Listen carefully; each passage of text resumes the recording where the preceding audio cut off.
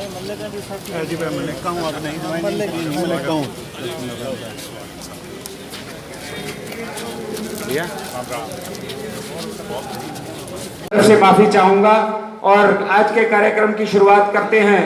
मैं निवेदन करूंगा भाई देवेंद्र कादियान जी से कंधा मिलाकर उनका राजस्थान चुनाव में साथ दे रहे हैं।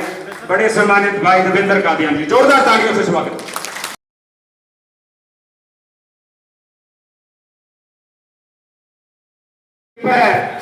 पंडाल पर अपना स्थान सुरक्षित कर ले। हमारे बीच में जहां तक पहुंचाइए डॉक्टर अजय सिंह चौटाला जी का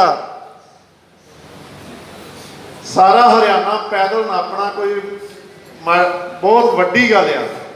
आम नेता इन्ना पैदल नहीं चल सकता। जननायक जनता पार्टी पूर्णतः तैयार है इस रण के लिए। राजस्थान के अंदर सीकर की रैली के बाद एक बहुत बड़ा माहौल है।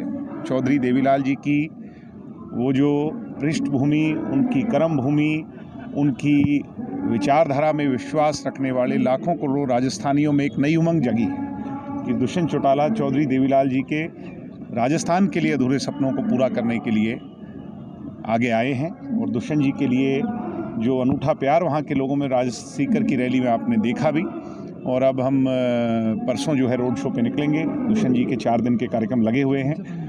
मुझे उम्मीद है कि जितना उत्साह हम सुन रहे हैं, चर्चा चल रही है, ये राजस्थान के इतिहास में सबसे बड़े रोड शो होंगे।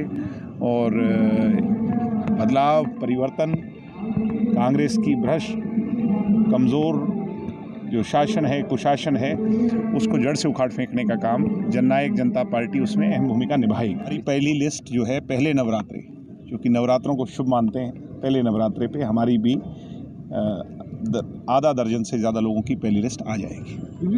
हमें उम्मीद है। कितनी सीटों पर जजपा हो रही है? क्या चुनाव 25 से 30 सीटों पर जजपा जरूर चुनाव लड़ेगी, जैसी भी परिस्थिति हो।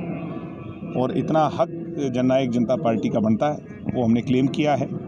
और इस पर पीछे भी बात हुई, आगे भी। ये विदेश से वापस आने के बाद इस पर 2 दौर की चर्चाएं हुई हैं। आज सुबह भी दुष्यंत जी ने हम सबको बुलाया था और उस पर खुल करके चर्चा की। अगले 1 या 2 दिन के अंदर जो भी गठबंधन को लेकर सारी स्थिति क्लियर होगी। मेरी इच्छा पार्टी की सेवा, पार्टी को मजबूत करना और पार्टी के विचार को जन जन तक पहुंचाना। वो अगर चुनाव लड़ने के माध्यम से होगा, पार्टी कहीं जिम्मेवारी लगाती है, तो मैं पहले भी तैयार रहा हूँ, आगे भी रहूँगा। पर मेरी इच्छा पार्टी को मजबूत करनी है। हरियाणा के चुनाव नज़दीक हैं, राजस्थान के चुनावों का हरियाणा के चुनावों पे तो कोई असर नहीं पड़ेगा तैयारी में? हरियाणा के चुनाव में अभी 1 वर्ष बचा है, उससे पहले लोकसभा का चुनाव है। हमारी लोकसभा की अभी तक जो रैलियां हुई हैं वो ऐतिहासिक रैलियां हुई हैं, मजबूत रैलियां हुई हैं और उनकी चर्चा भी दूर दूर तक गई है। किसी पॉलिटिकल पार्टी का इतना बड़ा जमावड़ा लोकसभा क्षेत्र के स्तर पर नहीं हुआ जितना जेजेपी का हुआ। सिरों की गिनती अगर आज गिनी जाए तो जेजेपी के पास ज़्यादा है, जेजेपी पक्ष में ज़्यादा है किसी भी अन्य राजनीतिक दल से। 4 डिप्टी सीएम बनाने की बात कही गई है।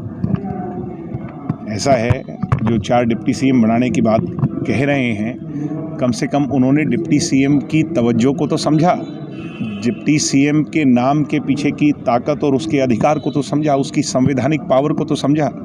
यही भूपेंद्र हुड्डा हैं। दुष्यंत चौटाला के उप मुख्यमंत्री बनने के बाद ये कहते थे कि ये झुंझुना है, ऐसा कोई पद नहीं होता, डिप्टी सीएम की कोई हैसियत नहीं होती, डिप्टी सीएम नाम होता है, ऐसा कोई पद संवैधानिक तौर पर नहीं होता।